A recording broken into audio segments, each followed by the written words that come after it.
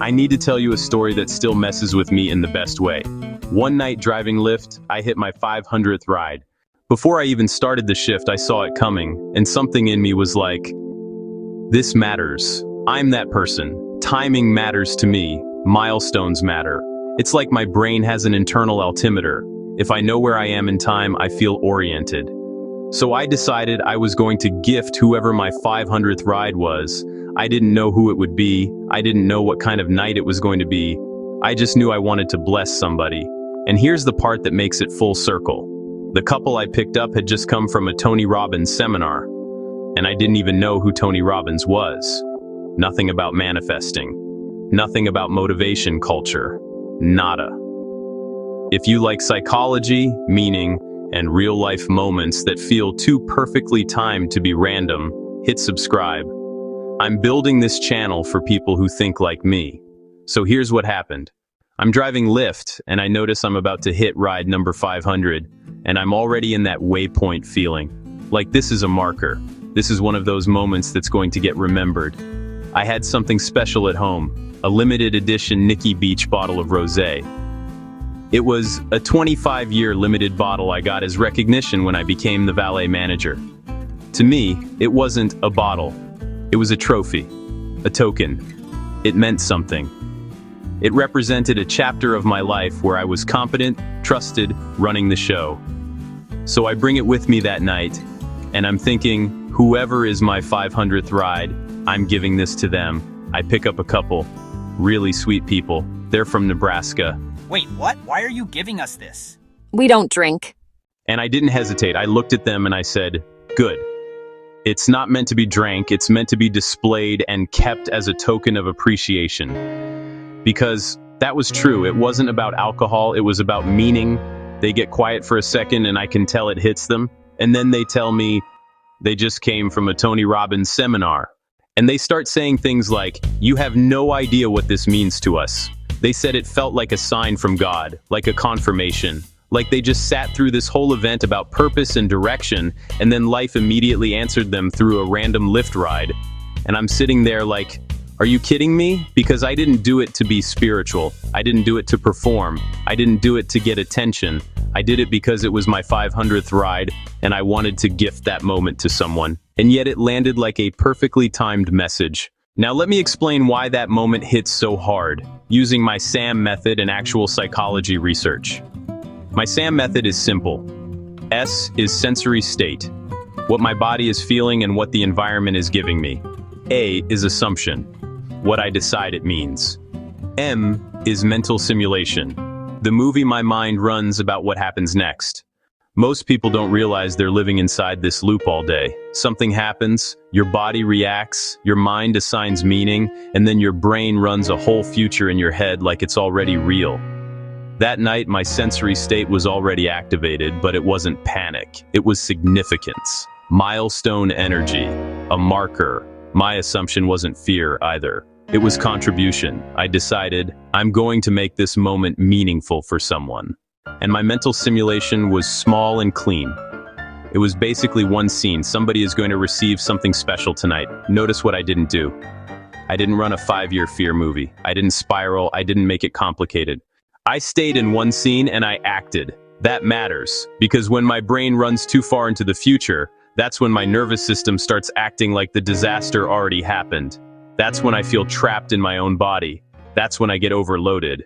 This night was the opposite. I kept the simulation short, and I did something real. Now, on their side, that couple got in the car already primed. They had just been at a seminar. When people have a big emotional experience like that, their brains are tuned to meaning. They're looking for confirmation. They're scanning for, did this matter? Are we on the right path? So when a stranger hands them a symbolic object on a milestone ride, right after that event, their brains do what brains do. They stitch it into a story. And that's not irrational, that's human. Now let's put research behind this, because this is not just vibes.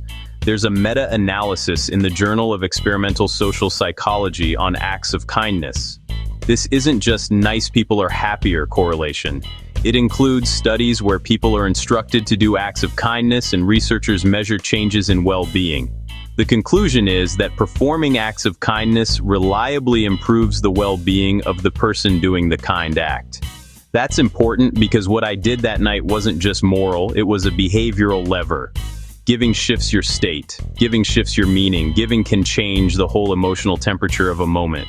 And then look at what happened to them. They received an unexpected gift, and gratitude is one of the fastest amplifiers of memory and meaning.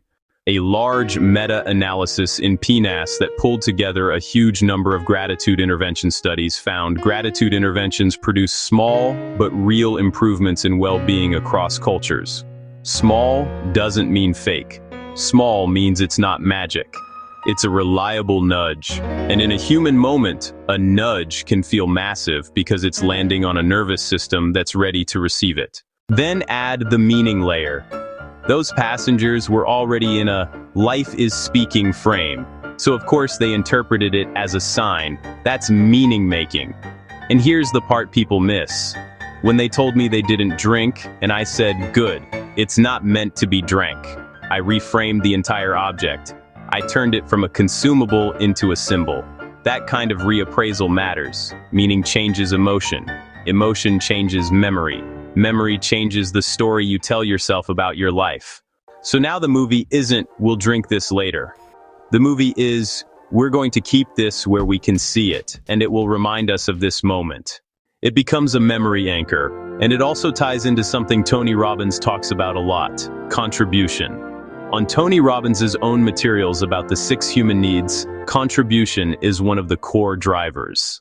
So whether you love Tony Robbins or you roll your eyes at motivational culture, the mechanism is still true. People feel alive when life gives them meaning, connection, and a sense that they matter. And that's what that moment delivered. Now here's my takeaway for people like me, because I know I'm not the only one. If you're a pattern brain, you have to learn how to shrink the movie. When your system is activated, don't simulate the decade. Simulate the next minute. Do one real action, one clean scene.